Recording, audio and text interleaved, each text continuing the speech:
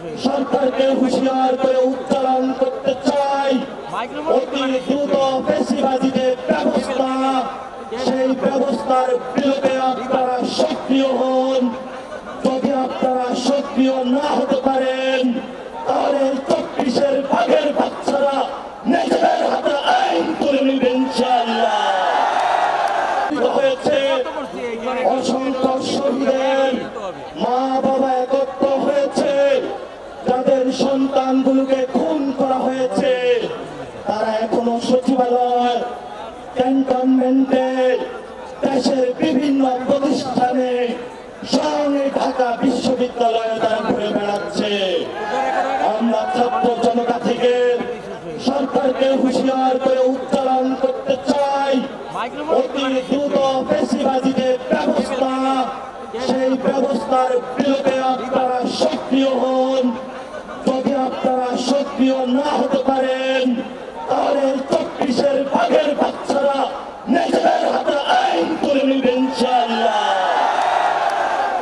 ছাত্র জনতা, আমাদের আগামীতে যে কাজগুলো করতে হবে, আমাদের বিচার প্রক্রিয়া সম্পন্ন করতে হবে বাংলার মাটিতে।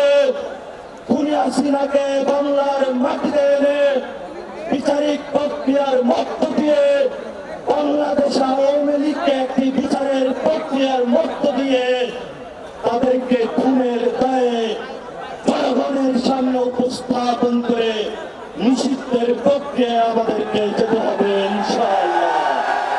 আপনারা সেই যুদ্ধে প্রস্তুত থাকবেন কিনা? আজকের শহীদ মিনার সবাই হাত তুলে আপনারা শপথ করেছেন, এই শহীদ মিনার থেকে যাও, এই বাঘের বাচ্চারা বাংলাদেশে কোন খুনি হাসিনার বিচার করা পর্যন্ত মাঠ ছাড়বে না। এই বাঘের বাচ্চারা বাংলাদেশে যতদিন থাকবে, ততদিন পর্যন্ত আওয়ামী লীগের কোনো পুনর্বাসন হতে দিবে না। এই বাঘের বাচ্চারা বাংলাদেশে যতদিন থাকবে, ততদিন আমরা বিচার এবং সংস্কার প্রক্রিয়া শেষ করে ছাড়ব ইনশাআল্লাহ। আপনাদের জয় হবে। লড়াই শুরু হয়েছে, লড়াই চলবে। তারা বিভিন্ন দেশের আনাচে কানাচে থেকে আজকে উপস্থিত হয়েছেন, আপনাদেরকে আমরা অভিনন্দন জানাচ্ছি। আমাদের সহযোদ্ধাদের উপরে গোপালগঞ্জে হামলা হয়েছে, তারা হসপিটালে গিয়ে চিকিৎসা নিয়ে আবার এই সমাবেশ স্থলে উপস্থিত হয়েছে। আমরা তাদেরকে অভিবাদন এবং সংগ্রামের শুভেচ্ছা জানাই। আপনারা আমাদেরকে গতকালকে রাতের আহ্বানে ঢাকায় এসে উপস্থিত হয়েছেন। জাতীয় নাগরিক কমিটির সদস্যবৃন্দ যারা রয়েছেন, আপনারা একটি ঐতিহাসিক লড়াইয়ের মধ্য দিয়ে যাচ্ছেন।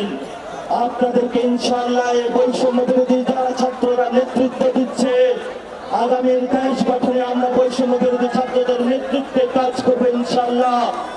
বাংলাদেশ জয় হোক, ইনকিলাব জিন্দাবাদ, মুজিববাদ মুর্দাবাদ। আসসালামু আলাইকুম ওয়া রাহমাতুল্লাহ। হাজারো শহীদ এবং আহতদের রক্তের উপরে দাঁড়িয়ে আমরা যে বাংলাদেশ বিনির্মাণের স্বপ্ন দেখেছিলাম, সেই স্বপ্ন গাথাগুলোকে একটি ঘোষণাপত্রের মধ্যে লিপিবদ্ধ করতে চেয়েছিলাম। সারা বাংলাদেশে যখন ছাত্র জনতার গণজাগরণ উঠেছিল, বর্তমান সরকার ছাত্র জনতার সেই দাবির মুখে গতকালের রাত্রে বাংলাদেশের সকল দল পক্ষকে নিয়ে একটি ঘোষণাপত্র বাংলাদেশকে উপহার দেওয়ার জন্য প্রেস রিলিজ দিয়েছেন। এটা আমাদের অর্জন।